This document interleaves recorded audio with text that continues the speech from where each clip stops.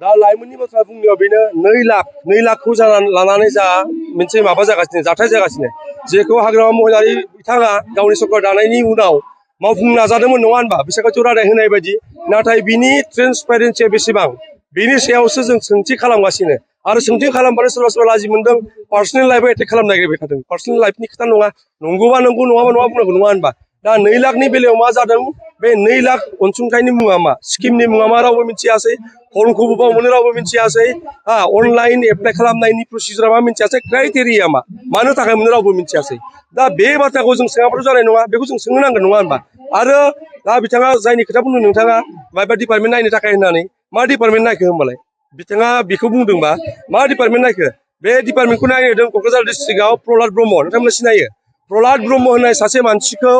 बे क'क्राझार डिस्ट्रिक्टखौ नायनो होदोंमोन लाइमोनफोरनि थाखाय जेराव मोनफ्रोमबो ब्लकआव 100 फर्म हरदों नाथाय प्रहलाद ब्रह्मआ मा खालामखो आङो क'क्राझारनि साफ्रोमबो रायजोखौ साफ्रोमबो भटारखौ आं खावलायगोन नोंथांमोना प्रहलाद ब्रह्मखौ जेरावनो नुयो जेरावनो फोसावदिंनो थाङो बिसायख'थिनि बेहायनो जोङो फर्मखौ मानो नुवासै होननानै बे लाइमोनफोरनि अनसुंथाइखौ मानो मोनासै होनना सोंनो नाङा फर्मखौ मानो नुवासै होनना सों मानोना जों फर्मखौबो नुवाखै मोननाया बिराद उननि बाथ्रा जों फर्मखौ सिन्था नुवाखै बेखायनो प्रहलाद ब्रह्मखौ क'क्राझारनि साफ्रोमबो भटारा सोंनांगौ बे गसाइगावनिनो जाथों बे दतमानिनो जाथों बावखुंग्रिनिनो जाथों बा क'क्राझारनिनो जाथों साफ्रोमबो भटारा सोंनांगौ फर्मखौ मानो नुवासै थेंक इउ